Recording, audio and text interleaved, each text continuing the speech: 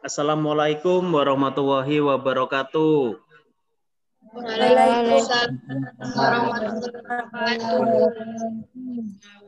Selamat pagi semuanya. Pagi. Hari 19 ini. Amin. Alamin. Harapkan kita bisa semangat untuk kegiatan pembelajaran.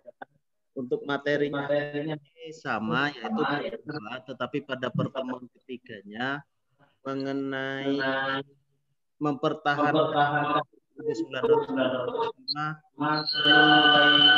kegiatan. Mari kita berdoa terlebih dahulu menurut agama kita masing-masing. Berdoa mulai.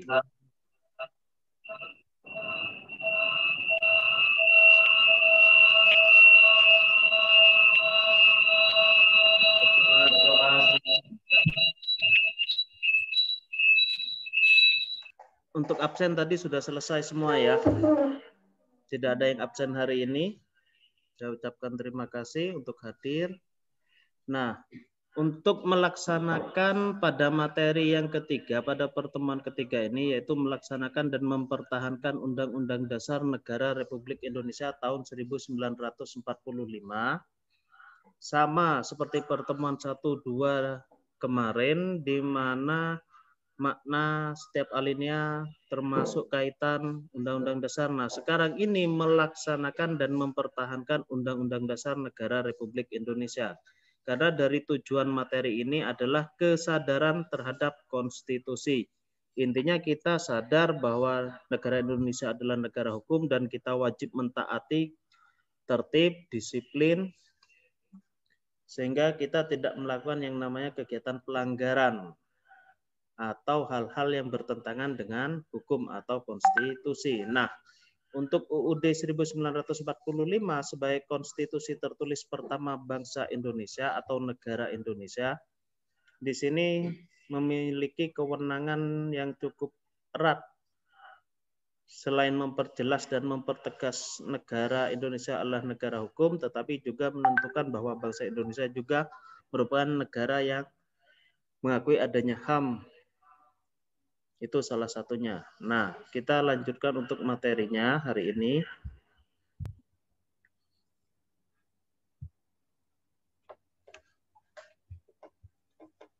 Melaksanakan dan mempertahankan Undang-Undang Dasar Negara Republik Indonesia.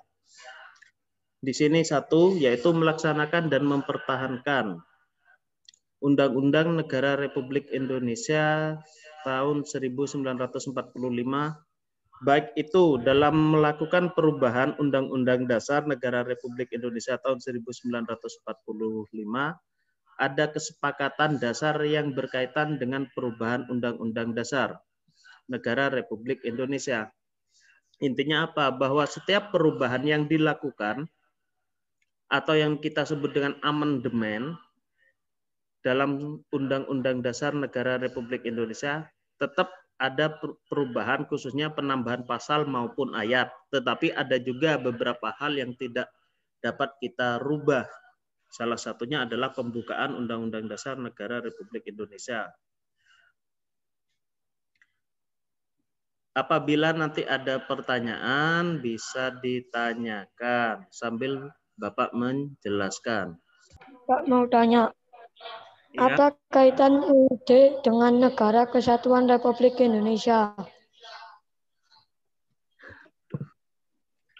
Apa kaitannya UUD 1945 dengan Negara Kesatuan Republik Indonesia?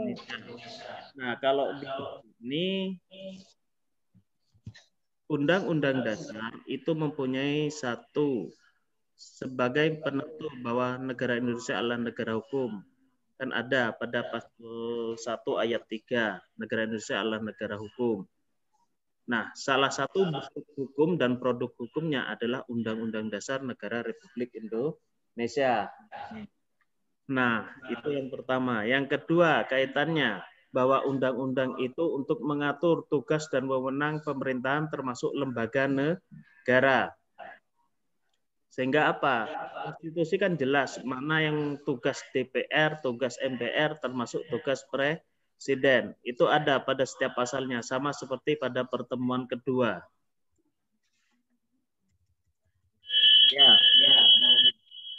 silakan. Apakah amandemen UUD 1945 sebanyak 4 kali? Proses amandemen itu dilakukan sebanyak 4 kali, yaitu tahun 99, tahun 2000, 2001, dan 2002. Itu pada proses amandemennya. Namun, kalau kita berbicara secara keseluruhan, Undang-Undang Dasar Negara Republik Indonesia itu kalau berubah nama dan bentuk kenegaraan, Undang-Undang Dasar Negara Republik Indonesia saat pertama kali disahkan tanggal 18 Agustus 1945, kemudian berubah lagi menjadi Undang-Undang Dasar Republik Indonesia Serikat, kemudian UUDS, Undang-Undang Dasar Sementara tahun 1950, kemudian kembali lagi ke Republik Indonesia tahun 1945, hasil dekret Presiden 5 Juli 59. Salah satunya yaitu tidak berlakunya kembali Undang-Undang Dasar sementara dan berlakunya kembali kepada Undang-Undang Dasar Negara Republik Indonesia tahun 1945. Sehingga ada proses perubahan konstitusi sebanyak 4 kali. Kemudian ditambah lagi proses amandemen pada tahun 99, 2000, 2001, dan 2002. Ada pertanyaan? Apa tugas MPR dalam pembentukan konstitusi? Tugas MPR. Kembali lagi ke atas, kewenangan dari MPR tugasnya yaitu 1. Usul perubahan pasal Undang-Undang Dasar dapat diagendakan dalam sidang MPR apabila diajukan oleh sekurang-kurangnya 1/3 dari jumlah anggota MPR, itu berhak diajukan, asalkan 1/3 dari jumlah anggota MPR. Sedangkan untuk mengubah pasal-pasal Undang-Undang Dasar, sidang MPR dihadiri sekurang-kurangnya adalah 2/3 atau 50% plus 1. Sehingga kita melihat bahwa Pasal 1 ayat 2 yang semula berbunyi kedaulatan adalah di tangan rakyat dan dilakukan sepenuhnya oleh Majelis Permusyawaratan Rakyat setelah perubahan Undang-Undang Dasar Negara Republik Indonesia dan dilaksanakan menurut Undang-Undang Dasar, itu kewenangannya dan wewenangnya itu akhirnya dialihkan kepada MPR. Kedaulatan rakyat. Karena apa? Majelis Permusyawaratan Rakyat adalah bentuk perwakilan dari rakyat atau disebut juga penjelmaan rakyat. Sehingga pada pasal 3 UUD 1945 yang berhak mengubah UUD adalah MPR, termasuk juga melantik presiden atau wakil presiden, memberhentikan presiden dan wakil presiden dalam masa jabatannya apabila terbukti melanggar Undang-Undang Dasar Negara Republik Indonesia atau melanggar undang-undang. Pasal 3 Undang-Undang Dasar 1945 melebihi wewenang dalam membentuk Undang-Undang Dasar 1945.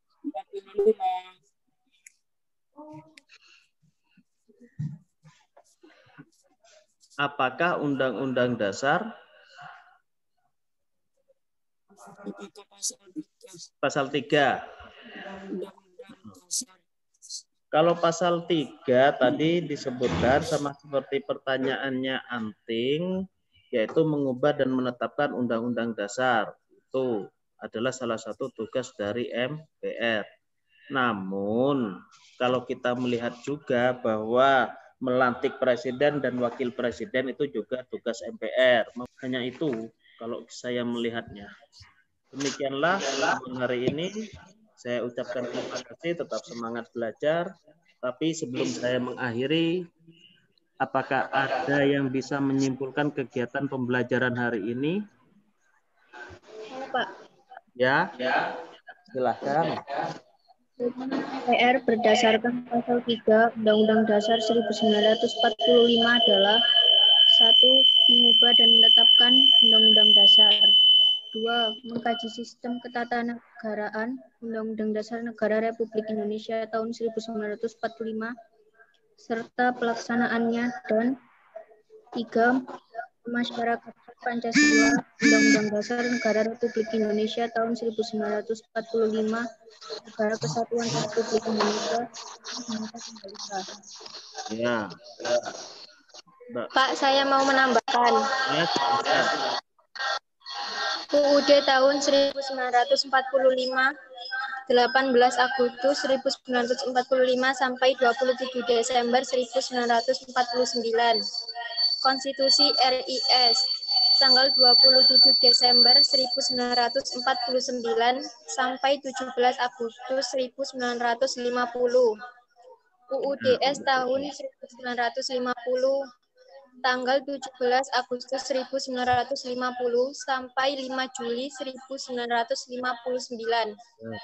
UUD 1945 hasil dekret Presiden tanggal 5 Juli 1959 tanggal 5 Juli 1959 sampai 1900 Oktober. UUD 1945 hasil amandemen 1 1999.